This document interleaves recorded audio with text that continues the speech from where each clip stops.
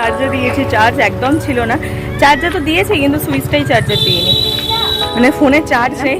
এবার যাই গিয়ে ঠিকঠাক প্রপার ওয়েতে স্কিন কেয়ারটা করি, কারণ মুখটার যা খারাপ অবস্থা। ব্রাশ ট্রাশ করে ফ্রেশ হয়ে থেকে আমি ফোনটা নিয়ে ঘুরপাক খাচ্ছি। এখন আমি ঠিক, এটা হচ্ছে এঁচোড়ের মা নিরামিষ কিন্তু পুরো নিরামিষ। Hello friends, good morning, welcome back to my channel with a new blog. আজ হচ্ছে শনিবার আর ঘড়িতে এখন বাজছে 8:10।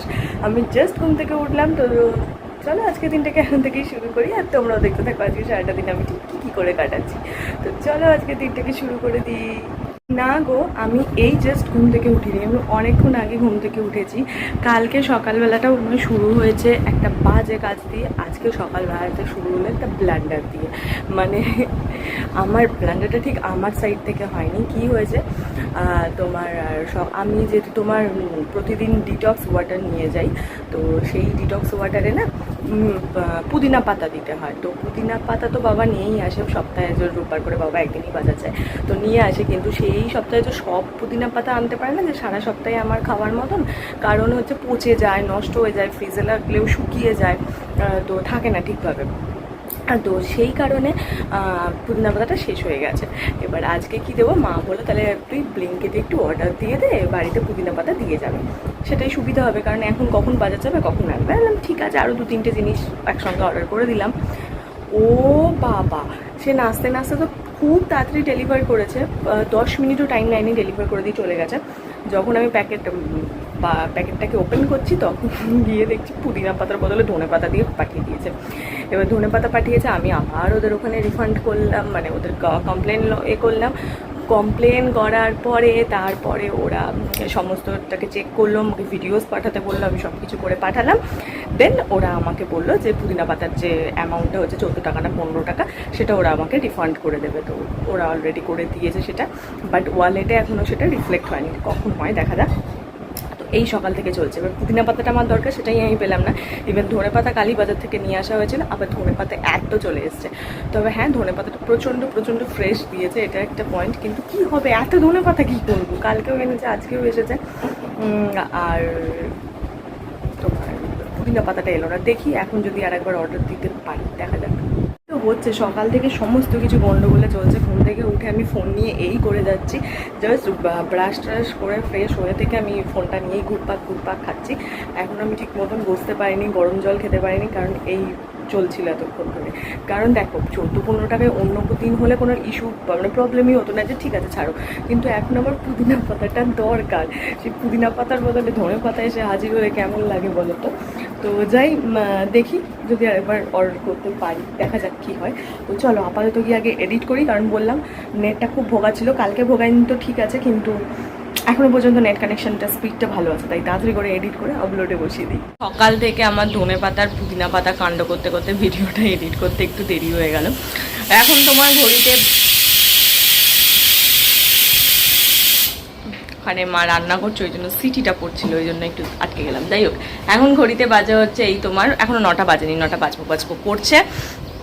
প্রচণ্ড গরম করছে, ওই জন্য চারপাশ পুরো অন্ধকার করে বসে আছি। আর এই গরমে না আমার একটা প্রবলেম আছে, আমি যদি একটু সূর্যের আলো আমার চোখের সামনে পড়ে, আমার যেন শরীরে মনে হয় আরও জ্বালা পোড়া করছে, ওই জন্য আমি দেখতেই পারি না এই গরমে, ওই জন্য সব আমি বন্ধ করে থাকি, আমার এত কষ্ট হয়। যাই হোক, আমি আপলোডে বসিয়ে দিয়েছি। প্রথমে তো একটু গন্ডগোল করছিল, বলতে নিয়ে আপাতত ঠিকঠাক চলছে, দেখা যাক এটা কতক্ষণে আপলোড হয়।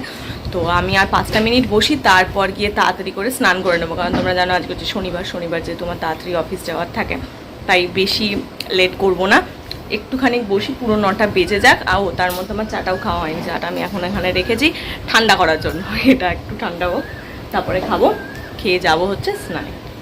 এখানে আমি ভিডিও আপলোড বসিয়ে দিয়েছি, দেখলেই ঘড়িতে এখন বাজে হচ্ছে কটা গো, 8:58, 9টা বাজতেই যায়।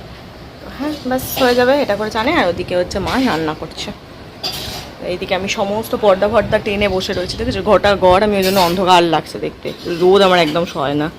যেদিন করে আমার সকালটা খারাপভাবে শুরু হয়, আমি খুব ভালোভাবে জানি সেই গোটা দিনটা আমার খারাপ যাবে। এটা হচ্ছে তোমার একদম হয়েই থাকে আমার সাথে। ইনফ্যাক্ট আমার বলে নয়, আমার মনে হয় সবার সাথেই তাই হয়।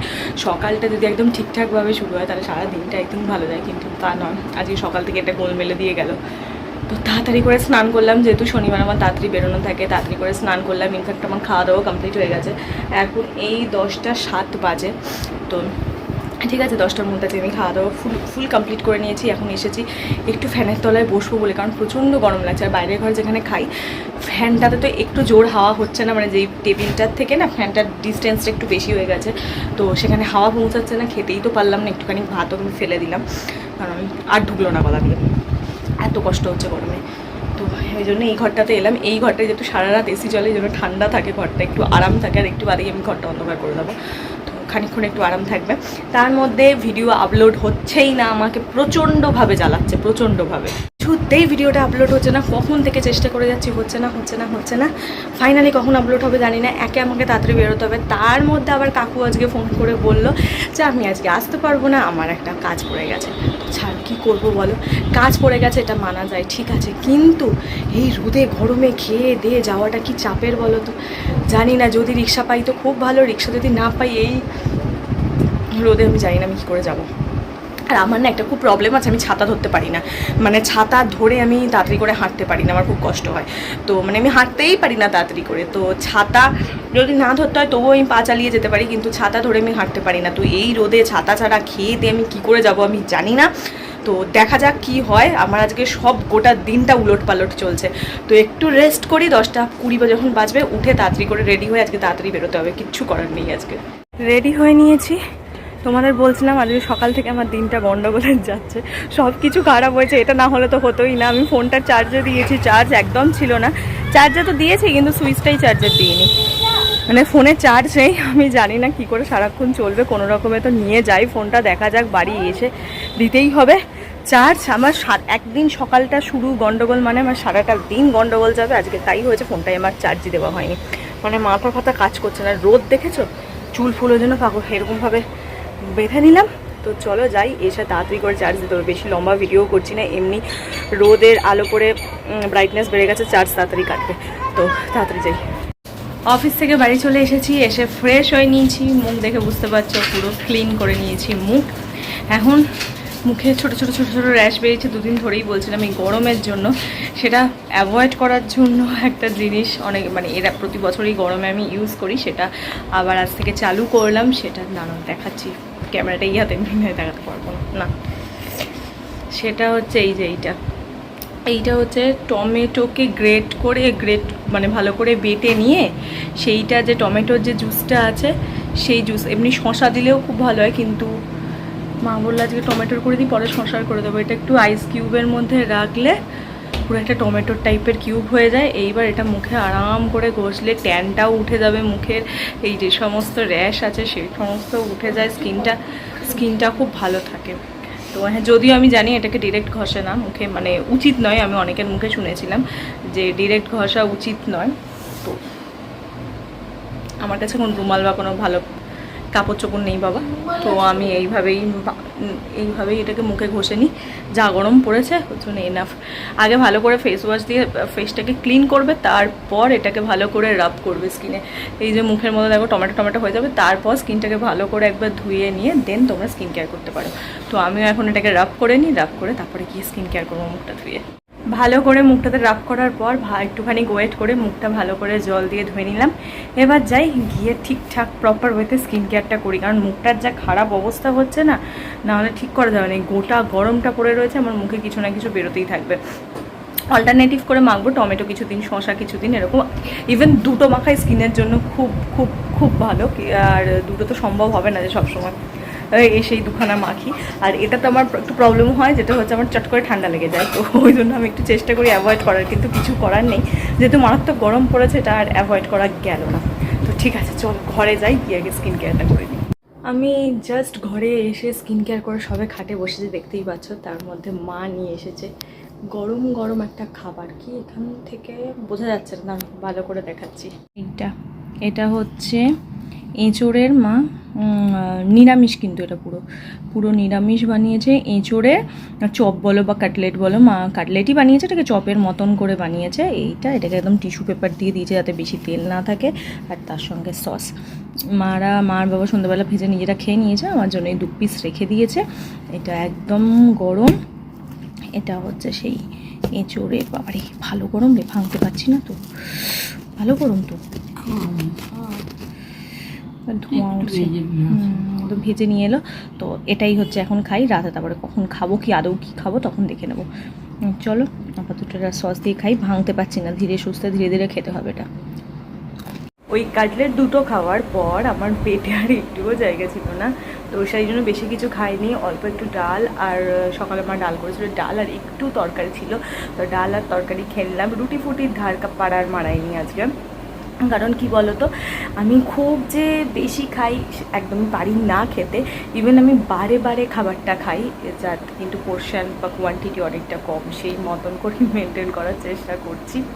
বহুদিন হয়ে গেল জানো তো, ওয়েট মেশিনে আর দাঁড়ানো হয় না, ভাবি দাঁড়াবো দাঁড়াবো দাঁড়াবো, কিন্তু কিছুতেই হচ্ছে আর না, সেই ধরনের মোটিভেশনটা পাচ্ছি না।